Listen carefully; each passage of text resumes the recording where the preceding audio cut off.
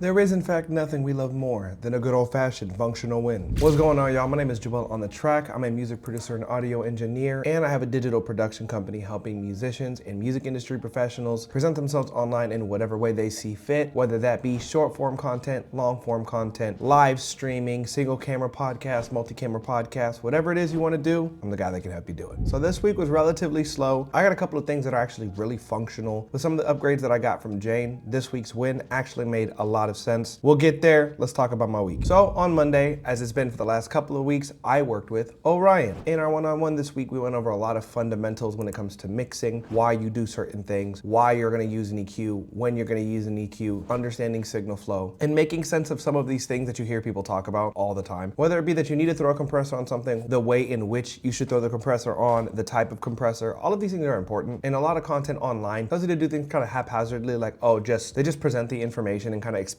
you to be able to decipher what it is that they mean. So being able to break it down in a one-on-one with somebody that knows how to do that and be able to set yourself up with the mental framework necessary to be able to ask yourself, what should I be using? How should I be using it? It actually speeds up your mixing process by a ton. Most people don't know that when it comes to mixing, you could actually create more problems for yourself than you could solve if you just put things in the wrong order. By the end of the one-on-one, she started picking it up, which I love to see. She was able to use her ears to be able to pick up on some of the things that I was telling her, and I couldn't have been any happier. Now, Tuesday, boring day, just a work day, me in front of the computer getting stuff done. There's been a lot of those recently, but I will say, being able to make those phone calls, plan, schedule, things of that nature, those days never have nothing going on. It's always something. I actually appreciate those days. It allows me to feel like in the chaos that is my weeks, sometimes I actually do have some sort of balance and can actually get things done in a timely manner. Now, Wednesday, this wasn't a client, but Rin and I did go out and shoot some content for her upcoming song, FACECARDED. Now, FACECARDED is a drum and bass inspired record that we took her rappy, almost ragey, vocals that got like an amp on it and threw it over a drum and bass track. We love the track. We've loved the track for a long time. We've been wanting to work on this track for a long time. So we actually went out in downtown and shot content for it. It was a ton of fun. As a matter of fact, here's one of the videos that we shot on that day. Just like your face on! Jump, jump, jump, jump. Real niggas come to the front. Don't try to don't hold to play with, cause I ain't the one. You bitch, you branded number 2. No Jordans on, they cuff blue.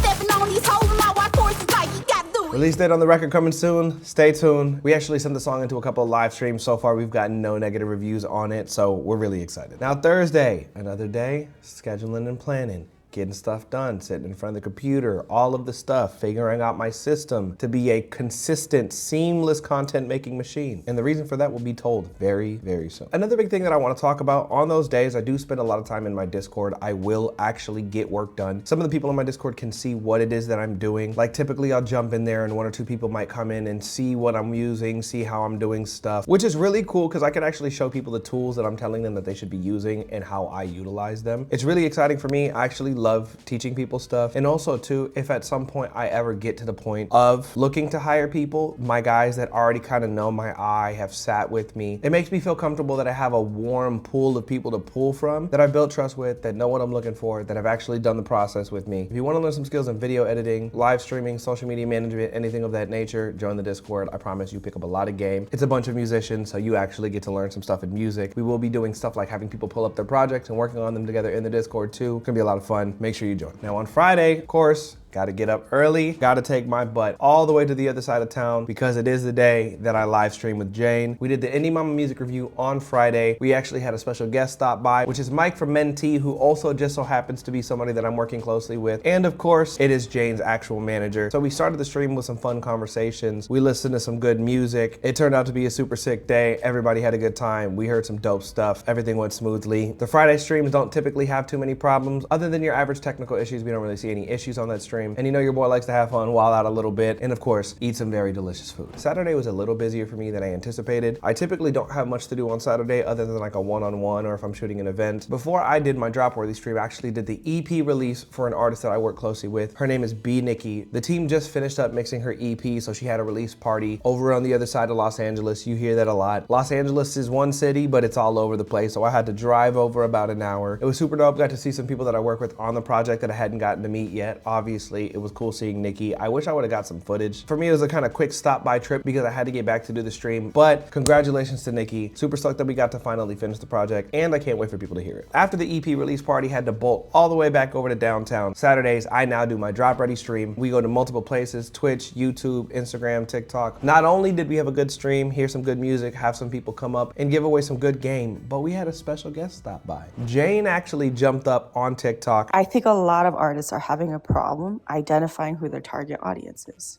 Knowing oneself, knowing thyself. She came and showed love. We gave as much free game away as we could. It was an amazing time. I had a lot of fun. And obviously, shout out to Jane. You guys know. That's my dog. We mess with each other, we troll with each other, but there's really love there. I'm super stoked to see what she's doing. She's now super stoked to see what I'm doing. It's just dope to build, man. It's dope to build with dope people. Now, Sunday morning, I had my last session, at least for a while, with Silky. Similar to what I did with Orion earlier that week, we went over signal flow and why you use certain types of plugins at certain times. Most people don't know this. Why you use mono plugins versus stereo plugins, the order in which those things happen and how they could actually mess up your mix. If you put a mono plugin after something with stereo information, it's actually gonna collapse the entire image to mono. Some routing stuff. We got Silky right. He's getting ready to move, so we're putting a pause on some of the stuff that we've been doing, but I'm super proud of him. He's picked up a lot of stuff, whether it's music, video editing in both DaVinci and CapCut. Over the last couple of weeks, he's really locked in. He's gotten really comfortable with the Osmo. I am so happy for him, and I honestly can't wait to get back to work. He's one of the people that have been progressing a lot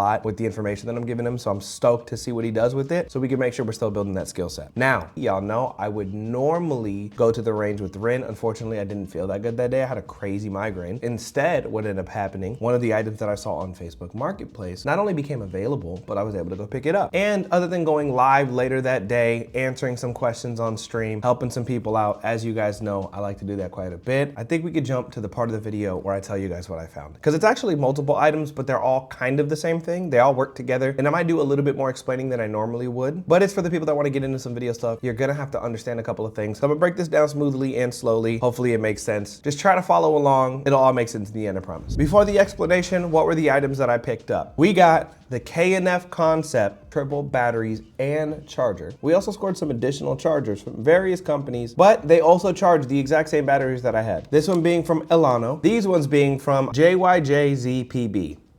Now let's go over the thought process a little bit. So, as you guys know, I shoot on my Sony FX30. I will eventually be getting an FX3, but my FX30 was my first step into the Sony platform. I got my G Master lens on it. As you guys can see, it's got a little bit of beef to it, right? It's a little bulky. Now here's the thing, when it comes to these batteries, I'll be honest, not that great. That's actually one of the big things about Sony. The batteries don't last as long as you would hope for. The fix for that would be using something like this. This is a V-mount battery. You attach the plate to this, which I don't know where it's at right now. I'll find it in a little while. But you will attach the plate to the bottom of the camera. You will attach it to here. You'll plug it in and the camera stays charged. Very, very ideal. And when we're talking about heavy duty stabilizers, shooting on my Ronin RS4 Pro, super, super simple. This guy can hold a lot of weight. The battery can hold a lot of charge. The camera can then operate optimally with a stabilization and a continuous charge. Now here's when I started to have an issue. If you were not on the stream when it happened, Jane actually blessed me with the RS3 Mini, which I am super grateful for. Reason being, not only is this guy smaller and easier to handle, but when we compare it to the RS4 Pro, you can already kind of see, even without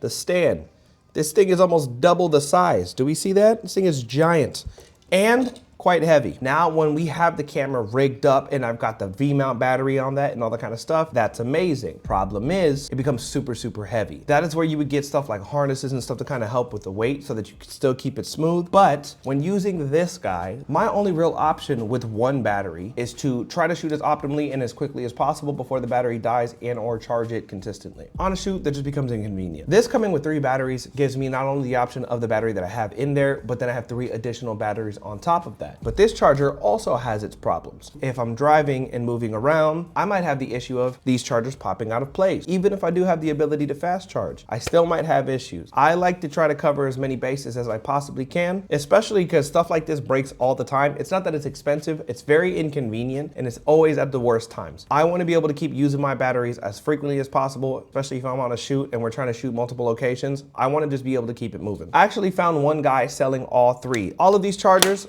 close, which makes it super convenient. They also come with SD card holders, which is fantastic. All of them have them. I could plug them into the USB-C charger in my car, or I could bring a V-mount battery that's got a USB-C, or I could bring a fast charger, and I can make sure these things are charging infinitely, and I never really run out of battery. So these two things being able to fit in my backpack alongside with the additional batteries without having to attach the V-mount battery makes my life a lot easier. Now the part I know you guys are waiting for, how much did I pay for everything? The K&F Concept 3-pack normally runs you about $59 before tax, comes out to about $60. I spent $40, it was a $20 save, but they were brand new, so I'm not that mad. $20 is $20. Now, this was just the case. The Ilano normally comes with 2 additional batteries. People are always selling batteries for super cheap on Facebook Marketplace. I could always pick up more if I wanted to. This 2-pack charger plus batteries would normally be $57 before tax, about 60 bucks. I'm gonna call it 30 because it's just the charger. And we had something similar with the Jyjzpb P packs. Both of these would normally come with batteries. Again, I was mostly going for the chargers. Each of these with the battery packs included being about 50 bucks each. So we'll say 25 for each of them. So roughly all things included, it would have cost you about $150, but with all the additional batteries, probably closer to $200. What did I pay for everything? $70. And this is what dreams are made of, people. This is why I do this challenge. This is why I keep finding these deals. With all things considered, I walked away paying under half of what I normally would, which to me is a win. Did you think it's a win? I think it's a win. Hopefully you guys thought it was a win. I now have my new, much more portable system. I can throw it in my camera backpack. I can run and gun. I keep a tripod in the back of my car. So now I kind of got all the things that I need, that if somebody hits me up last minute,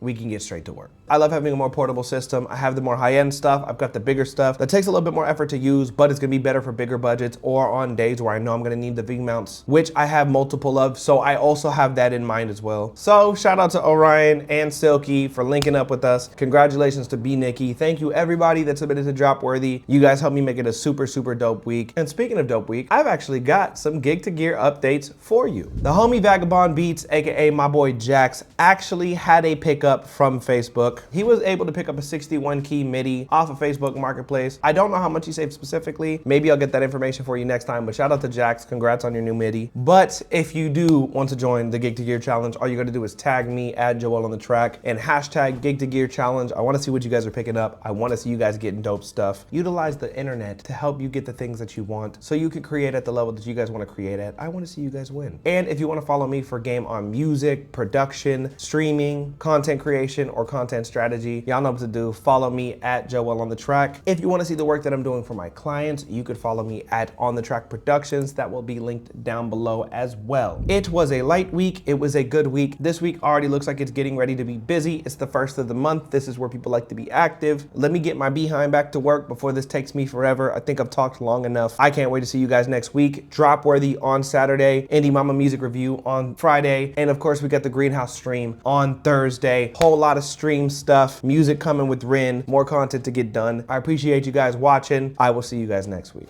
Peace.